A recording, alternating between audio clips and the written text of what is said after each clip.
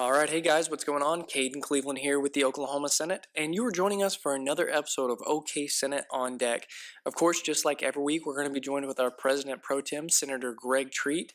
And what we're going to be talking about today, guys, is a lot of the accomplishments that the Oklahoma Legislature has made this year and how Oklahoma has moved forward because of the policies and legislation that's been passed. We're going to be talking a lot about the Oklahoma Senate GOP agenda and everything that was accomplished in those areas, including education, budget transparency, government accountability, and even some criminal justice reform topics. So stick around, guys. You're not going to want to miss this episode, and we will be right back.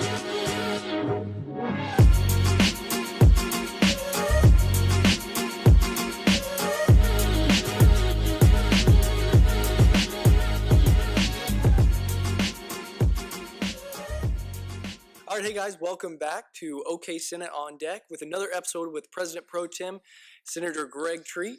Senator, thank you so much for sitting with us and talking about some highlights this week. Yeah, we're taping and filming Sine Die, so it's a good day. Absolutely, right? Yeah. So as you mentioned, today was the last day. We're recording this the last day of session. Well, actually, the last day of session will be the 31st, right? Yeah, we did a resolution that technically the 31st, in case we have anything unfinished that needs to come back and be done. But yeah, this should be the last day of session. Gotcha. But on that, it's great because now we can kind of look at the session in hindsight view and see everything that's been accomplished.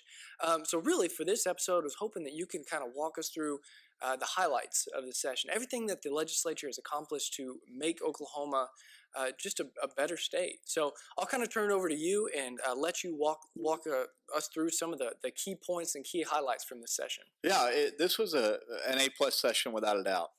We came into this session wanting to restore trust in the process, and I think we've done that. Mm-hmm. We're well on our way. We've always got to keep that trust. Right. But we also came into the session saying, hey, we've got to keep our commitment to education. Last year we passed historic investment in teacher salaries.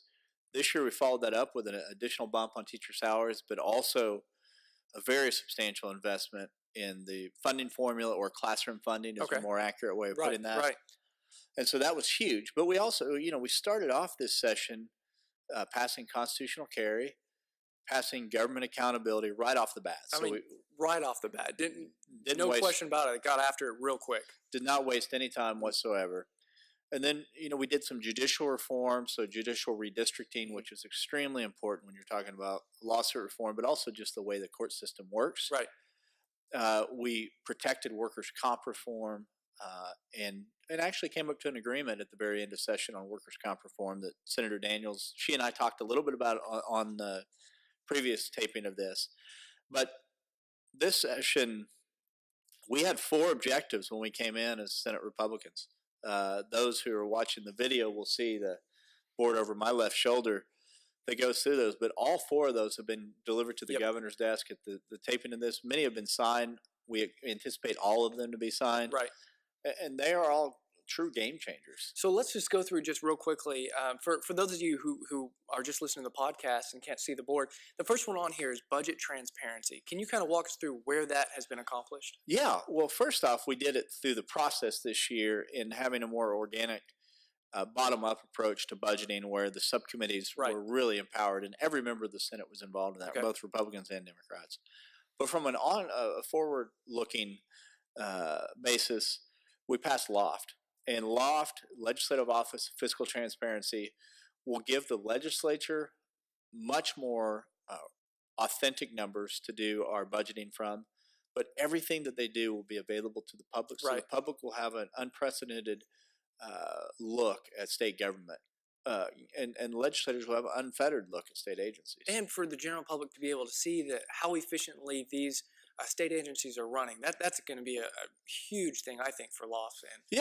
Identify areas where we're not performing as well, and then identify areas where we're doing exceedingly well and put more resources there. Absolutely. So the second point is government accountability. You mentioned that just briefly before we passed very on early in session, but walk us through exactly what that is going to look like. Yeah, so it gives the governor control of the executive branch in a nutshell. So all the top agencies now are under the complete control, not complete, they're under the direction, the hiring and firing of the director is under the control of the governor. So when the governor gets hired, they can be held accountable.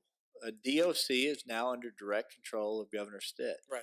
Before, it was a board that most people didn't know who they were. They're good men and women. Right.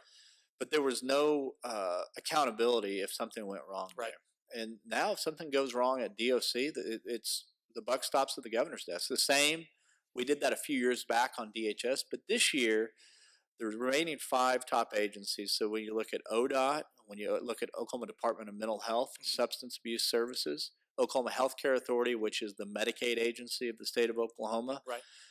DOC, and Office of Juvenile Affairs, all of those exceedingly important missions for the state of Oklahoma that now the governor is accountable for their progress, and I'm excited about it. Gotcha. Okay.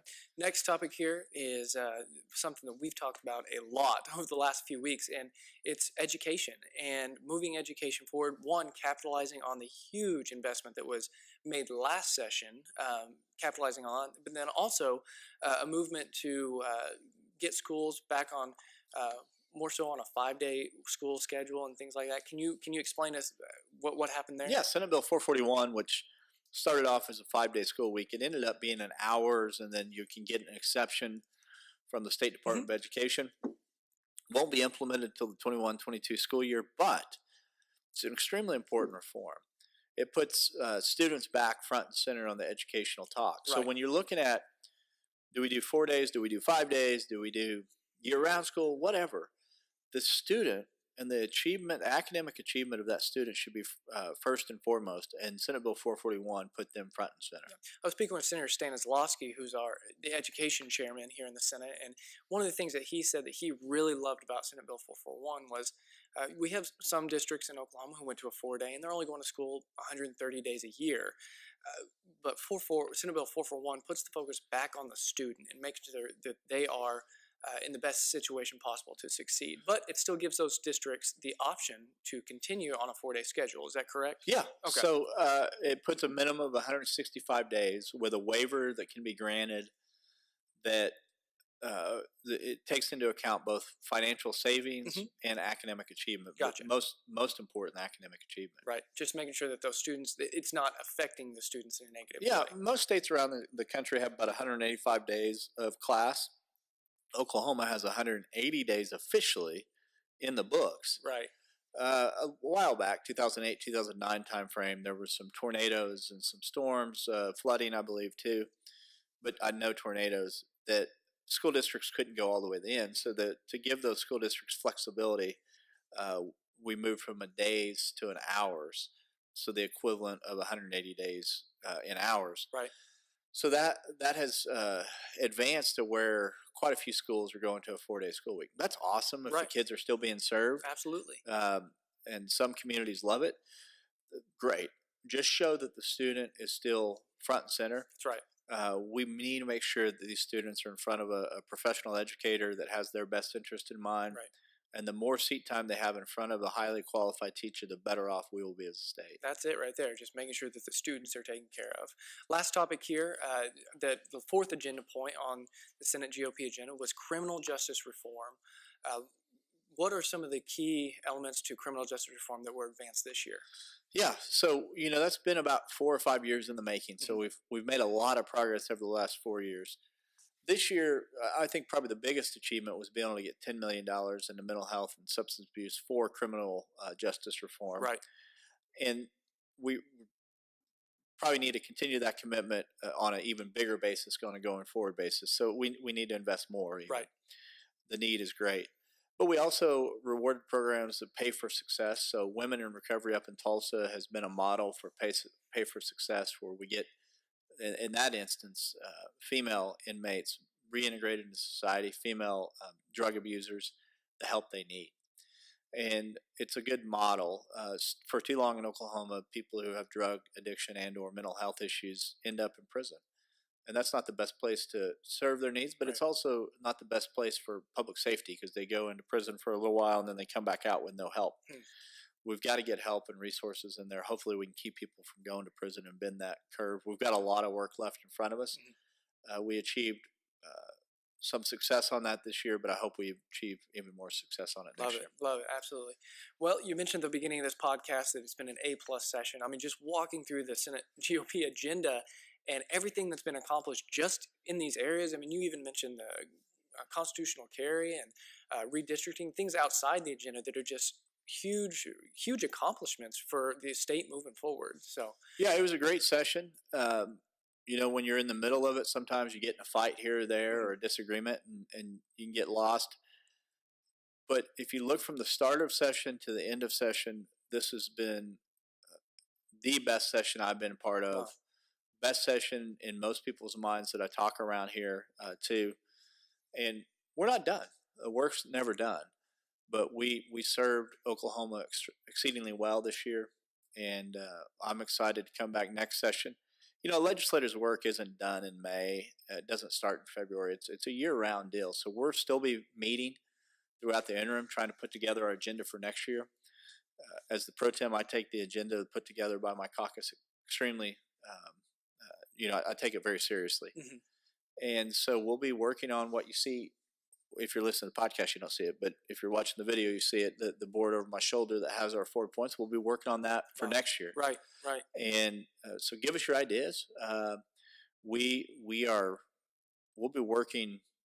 There's not a day that we don't work on legislative things throughout the year. That's true, and you got things like interim studies, going to different districts, hearing from constituents, different things like that. That just all, like you said, the work does not stop in May. So yeah. Absolutely. No, not at all. The needs don't go away, and the work doesn't go away, and our attention doesn't go away from it. Many of us have other jobs outside the Capitol, but we're all year-round working for our constituents. Love it. Senator, thank you so much for walking us through the highlights and really just all the big accomplishments for our state moving forward. It's been an amazing year. I mentioned it, I think, a few weeks ago, but it's a great time to live in the state of Oklahoma because there's a lot of great things happening. There are, and I'd be remiss if the Oklahoma Senate can't do this alone. Yes, so absolutely. Right. Working with the governor and the speaker in the House has been, again, there's disagreements, but overall, we have worked extremely well together. Right. We've had a lot of shared common vision for the state of Oklahoma. Right. And all three, the House, the Senate, and the governor, achieved huge results for Oklahoma. Love it. Absolutely. Well, Senator, I'm about to wrap it up here, about out of time, but do you have anything else to add before we? No, I'm still working on my intro to compete with That's you. That's right. Absolutely. I haven't had enough time to devote to it. Now you got all interim to work on it. Did you not just listen? I'm still working for my constituents. But my fault. Yeah.